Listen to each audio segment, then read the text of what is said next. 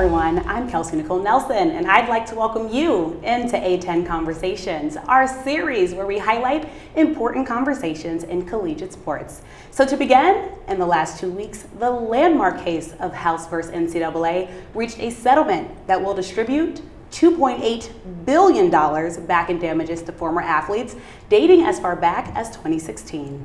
Effectively, this agreement topples the NCAA's long-standing rules around amateurism. Well, the goal of today's show is to break down the settlement and discuss its impact on the Atlantic 10 Conference. So joining me today are Director of Athletics from St. Joseph's University, Jill Bodensteiner, and Davidson College's AD, Chris Clunie. So let's jump right into it. So when the settlement broke, it was huge news, but it also created many questions as we look to the future of collegiate athletics. So Jill, to begin, can you please offer some context on the House versus NCAA case and what it was aiming to do? Sure, thanks, Kelsey. So first of all, House, the lawsuit involved claims for both back and forward looking. So back was basically student athletes saying, wait a minute, when I was a college student athlete, I couldn't get paid for my NIL, and we want back pay for that. And the forward piece was saying we want a piece of the revenue generated by broadcast or media rights. And consistent with that, the settlement is in two parts, back pay and then the forward-looking piece of the settlement. So that's just a little bit of context of the House case. I think that's so helpful because there's a lot of people like, hey, what about when I graduated? I want to get, right, some of that money. But Chris, I want to bring you into this conversation. So do you think that the settlement paves the way for the implementation of a new college model on athlete compensation, and will it further widen the financial gap between A4 institutions with football and everyone else? Absolutely, definitely, without a doubt, in terms of the model has to shift, and that's what the settlement is bringing about.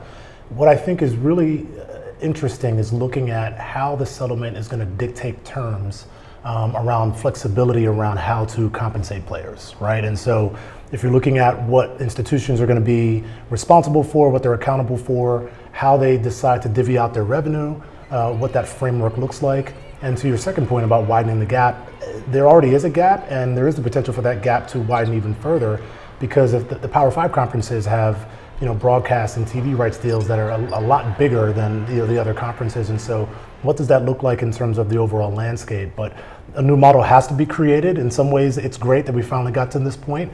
And then the devil is in the details, just understanding what does that look like? Where does the revenue and the revenue sharing come from? And how is it allocated on different campuses and institutions? Yeah, it's all about the money, right? At the end of the day, people want to figure out where it's going, how it will be distributed. So lots of conversations happening right now in athletic departments. And so there's still a lot of information to unpack from this settlement, but just I want to put it in a little bit of perspective. So how will the A-10 compete without the benefit of the CFP revenue stream? And will the A-10 benefit because it does not sponsor football? So I want to talk about that. So Jill, I'm going to first start with you and your university. Yeah, Chris alluded to some of that, but the bottom line is this settlement was crafted for the Power 5 or the A4 or whatever we're calling them now, conferences. And so one could say that's disappointing, particularly when it comes to funding of the back pay. But on a positive note, I think we have more flexibility, not being part of the actual lawsuit and part of the actual settlement. And so I think it gives the Atlantic 10 and similarly situated conferences a real opportunity to get creative. And we don't have football at that level. And so I'm actually excited. To me, this is a puzzle, and I think it's a real opportunity for the Atlantic 10. Yeah, puzzle that needs solving. Yes, like you said, sure I know does. everyone's focused on the Power 5, but it does have an impact right here on the A-10. So this is for you, Jill or Chris. So as it relates to Title IX, and we know there's been a lot of conversation around Title IX, how will it be addressed as we move forward with the settlement, allowing schools to essentially pay student athletes? So I'll start, and then feel free to jump in, Chris. But there are really, really smart people and Title IX experts who are disagreeing on how Title IX will apply. And I think part of that is because we're not exactly clear the nature of these new payments to student athletes. And so, as I understand it, under Title IX, it depends on how the payments are being classified. Financial aid under Title IX regulations is to be proportionately allocated.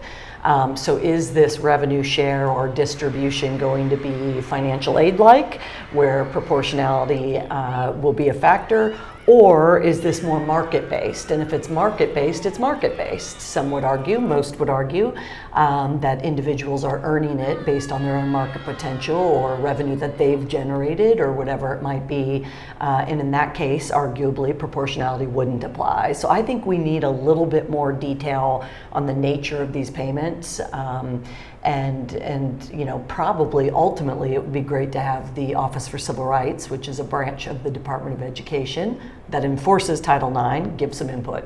Yeah, Chris, anything to add? Yeah, I would say separate from the detail needed, it is a sort of looking at it from a glass half full. It is still a great opportunity, right? As especially women's athletics is having this movement in terms of exposure and in terms of the level of play, what have you, but understanding that Title IX needs to be a big part of this going forward and whatever it looks like, and making sure that around compensation there is some level of equity. Again, to Jill's point, it may not necessarily be proportional, but to have some level of equity in terms of how we compensate players both on the men's and women's side.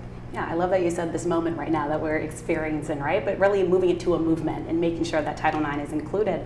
And so, Chris, there's a big another unknown coming out of this, and that's how the settlement will affect the future of booster collectives. Yes, that big word for all of us. What are your thoughts at this point surrounding the future of collectives? You know, it's interesting. We've talked about it a lot in recent weeks and even today. It really depends upon the framework of compensation that we come to around this settlement, right? Because that will determine the flexibility, how you can compensate players and student athletes will then determine the role of the collective, right? And so, you know, you talk about whether there's a floor or a ceiling, and what that looks like will then determine, okay, do collectives still have a role? We think they will. To what extent really remains to be seen. All right, so we'll just have to find out. And so my last question for you all, I know there's still a lot of parts to this discussion. We could be here all day, right, if we had time breaking it down, and we could go much longer. But I just want to close with one last question. Do you think that the settlement will cause a change in sports rosters and the portal? There's a big conversation happening around that, and Jill, I'll start with you. Yeah, I think so. A couple comments there. First of all, the settlement still needs to be approved.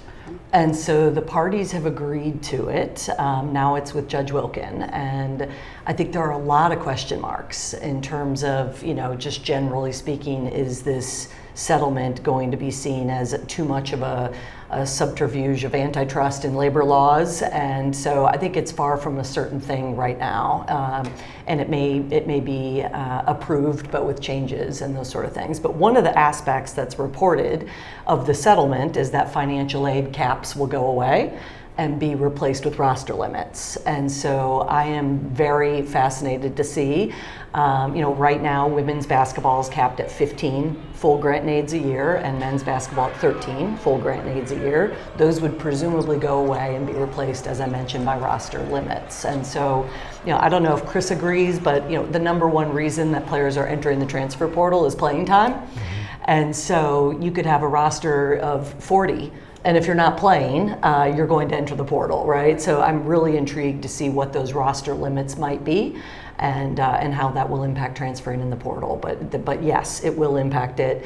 Obviously, these last few years have been crazy, and I expect that to continue to evolve. Yeah, lots of portal movement. And yes. As you said, playing time is a big factor. You know, why wait for a larger school if you can go play maybe at another institution or university? Chris, would you add anything? Yeah, I'd say from a transfer portal perspective, I think it's interesting because there's so much more flexibility and sort of a free market, right? And so the ability to transfer is oftentimes pushing student athletes to explore it way more frequently than they did so before. And so to that point around roster limits, it'll be interesting to see if rosters are increased, how that impacts student athletes and whether they choose to look and go elsewhere or to stay.